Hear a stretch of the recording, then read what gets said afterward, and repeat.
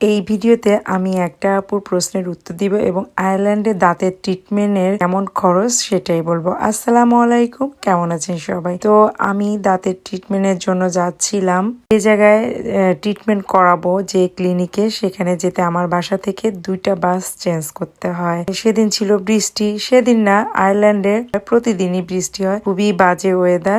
কিছু করার নাই, এর ভিতরে আমাদের সবকিছু করতে হবে। আমরা বাসের জন্য অপেক্ষা করছিলাম। আয়ারল্যান্ডে দাঁতের ট্রিটমেন্ট ব্যয়বহুল।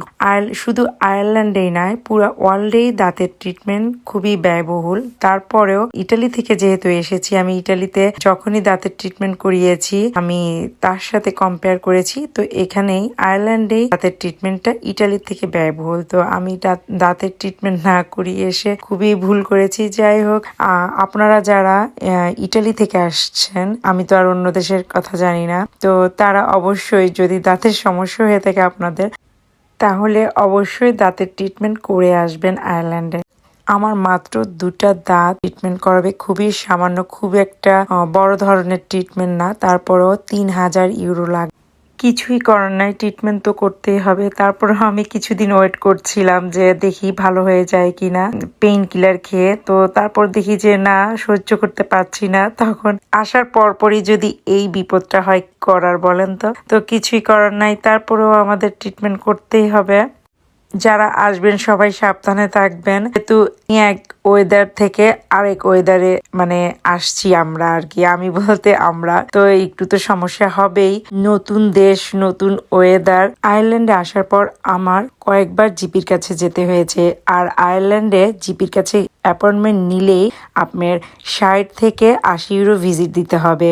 এটা ডাক্তার অনুযায়ী, কোনো ডাক্তার 60 ইউরো ভিজিট নেয়, কোনো ডাক্তার 80 ইউরো ভিজিট নেয়। তো সেকেন্ড টাইম যখন আবার জাস্ট আপনি কোনো টেস্ট দিয়েছে, সেই টেস্টের রেজাল্ট জানতে যাবেন, তখন আপনাকে 40 থেকে 60 ইউরো নিবে এরকম। তাহলে বুঝতেই পাচ্ছেন। এখন তাহমিনা আপুর প্রশ্নের উত্তর দিব আমি। তো তাহমিনা আপু জিজ্ঞেস করেছেন, আমাকে প্রশ্ন করেছেন যে অনলাইনে কিভাবে জবের জন্য ট্রাই করব, কারণ এর আগে আমি এই ব্যাপারে বলেছিলাম, তাই উনি এই প্রশ্নটা করেছেন। তো আপুকে বলছি, এবং আপুর সাথে সাথে আপনারাও জানতে পারবেন, এবং যারা জানেন না আর কি, আর যারা জানেন তারা তো জানেনই। তো বিভিন্ন গ্রুপ রয়েছে ফেসবুকে, তো জবের, তো সেই গ্রুপগুলোতে অ্যাড হয়ে আপনি আপনার জব খুঁজতে পারেন, এবং গুগলে গিয়ে বিভিন্ন ওয়েবসাইট রয়েছে, সেখানেও খুঁজতে পারেন। তো এভাবেই আপনি জব খুঁজতে পারেন। আর আপনারা যদি কোনো রিলেটিভ থাকে, পরিচিত থাকে, বন্ধু বান্ধব যেটাই হোক, তাহলে তো কথাই নেই, তাদের মাধ্যমে জব পেতে পারেন।